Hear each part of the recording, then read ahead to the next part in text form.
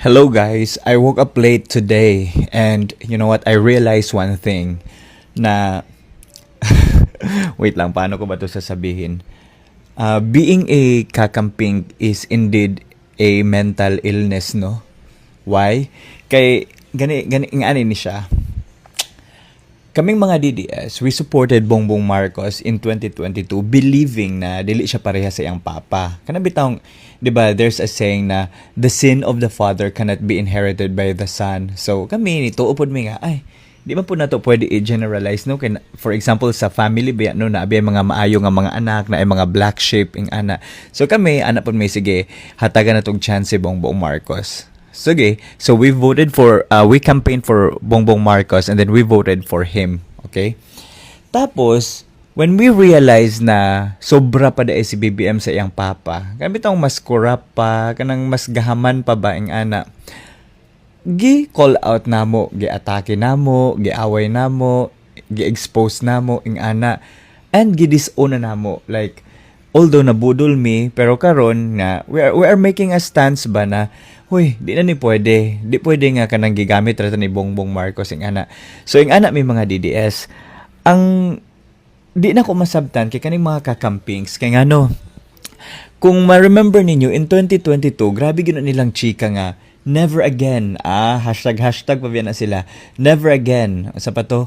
No to Marcos. Marcos magnanakaw. Anak yun ilang mga chika. Pero katubay taong grabe na ang mga revelations sa corruption ni Marcos, like the most corrupt national budget sa 2025, yung sa PhilHealth na 80 billion niya kuha sa National Treasury, unsa pa man. Karon katang sa flood control projects, 'di ba, kay it was during the State of the Nation address ni BBM nga nagpahambog siya nga 5,500 flood control projects daw ang nahuman, only to find out nga when the Nature fact checked the claims of Bongbong Marcos, nakita dito nga baka karagyo ay tanan. And then eventually, the issues about Maleta came out. Ingana.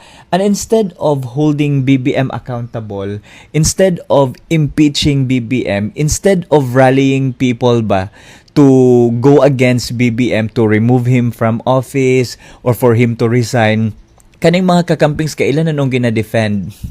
Instead, gani unta nga ang ilang atakehon si BBM, ang ilang ginaatake si VP Sara. Imagine, mas nag-effort pa sila Laila de Lima, katong Newey nga si Percy Sindanya, o sa tong, ano niya, basta si Percy, o kaning mga Kabataan Party List, Gabriela, mas nag-effort pa sila nga i-impeach ang Vice President.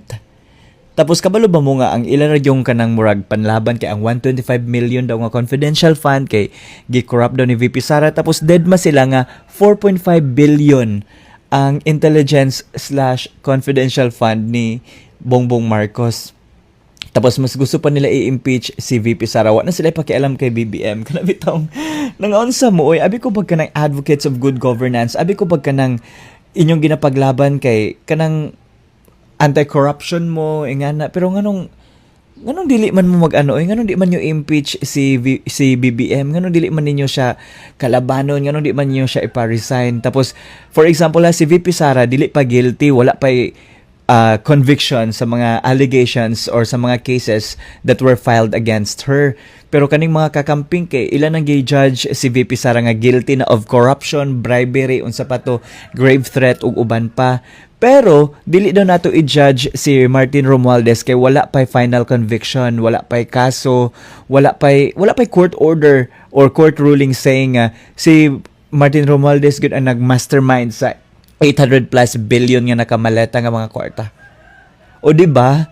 It's a mental illness. Dili ra na kabulukan, dili ra na kabugukan, dili ra na katangahan. Mental illness na siya. So yeah, that's one thing I realized today, that being a kakampink is indeed a mental illness.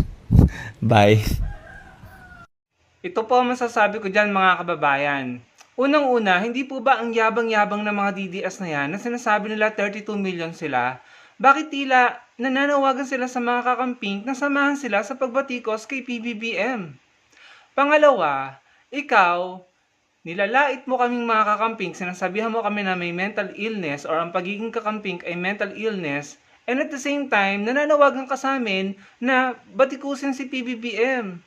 Pangatlo, bakit namin babatikusin si PBBM? Ang nilalatag nyo lang naman, ang inihahain nyo ay puro akusasyon, puro intriga, at wala kayong malinaw at matibay na ebidensya na ipinapakita sa amin na si PBBM ay sangkot sa korupsyon. Wala namang problema doon, pero magpakita kayo ng patunay. Ang kaibahan ng kay Sara Duterte, may mga ebidensya at may mga hearing kaming narinig, may mga testimonya, may mga nagsalita, may mga testigo at may mga pinakitang bank transaction at mismong AMLC ang nagpatunay. Meron kaming basihan. Kaya kami naniniwala na merong anomalya or katiwaliang kinasangkutan si Sara Duterte. Ang problema sa inyo mga DDS, sa iyo Tio Moreno, ang dami yung akusasyon kay PBBM, pero nung naghain kayo ng impeachment complaint sa HOR, anong nangyari sa impeachment complaint nyo? Binasura dahil walang substance. Tapos, sasabihin mo sa amin na dapat kami bumabatikos kay PBBM? Paano kami babatikos? Wala naman kayong pinapakitang ebidensya. 32 million kayo, wala kayong nagawa. Ni isa sa inyo, walang nakapagpatunay or walang nakapag-convince sa amin na merong substance yung mga paratang nyo sa Pangulo.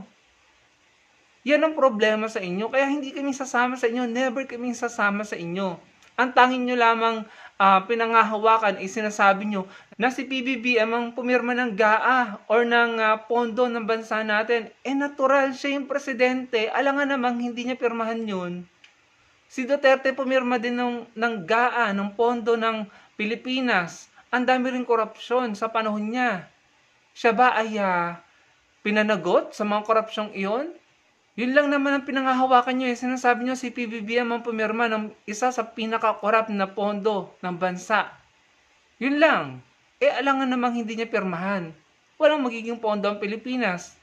Yung bang pagpirma niya, yung ba yung nag-udyok sa mga magnanakaw na congressman at senador para nakawin nila ng pondo ng DPWH, ng mga opisyal ng DPWH na pinaghati-hatian ng pondo?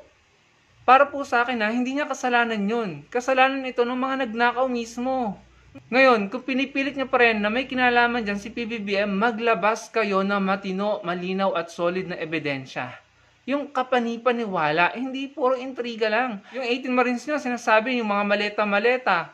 Una pa lang, hindi naman pala sila lahat Marines. Doon pa lang nagsinungaling na sila. Paano kami maniniwala? Kung may reklamo kayo about Martin Romualdez, ano bang ginagawa ngayon? Iniimbestigahan na siya. Nasampahan na siya ng kaso. I-check niyo yung latest. Sasampahan siya ng kaso. Meron ng case build-up laban kay Martin Romualdez.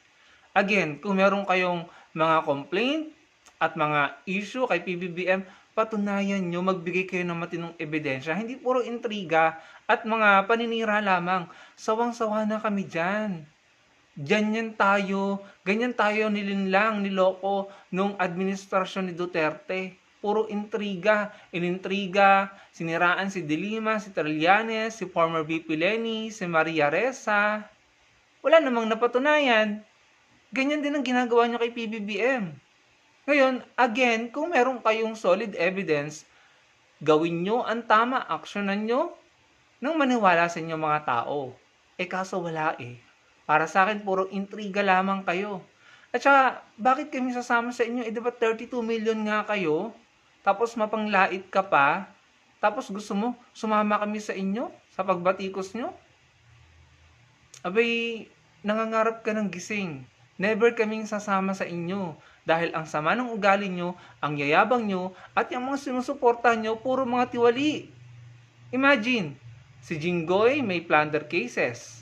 3 beses na siyang nasampahan ng plunder cases. Si Joel Villanueva may plunder case. Si Chis Escudero may plunder case. Si Rodante Marcoleta may plunder case. I'm not sure kay Bong Revilla, pero si Chis, si Jinggoy, si Villanueva, si Marcoleta, may mga plunder case po yan. Kung yung iba case build up or mga complaint pa lang, yung iba isinampa na. At makukulong sila. Tapos yung 2 bilyar, magkapatid na bilyar, may mga issue din. At iba pa sa majority 13. Sa tingin ko nga sa hindi mapapalitan ng majority, mapapatalsik si Cayetano So, hindi sasama ang mga kakamping sa inyo, Tiyo Moreno. Dahil unang-una kayo mismo ilang beses kayong napatunayang nagkakalat kayo ng fake news, intriga, kasinungalingan, nililinlang nyo ang mga Pilipino. So, kayo na lamang. Kung kaya nyo patunayan sa korte, patunayan nyo. Kaso, up to now, from 2023 or 2024 up to now, wala kayong inilalatag or inihahaing convincing evidence laban kay PBBM. Puro lamang kayo paninira. Yung pulburon video, yung kanyang medical condition, kung ano-anong paninira ang ginawa nyo. Kaya nasan kayo ngayon?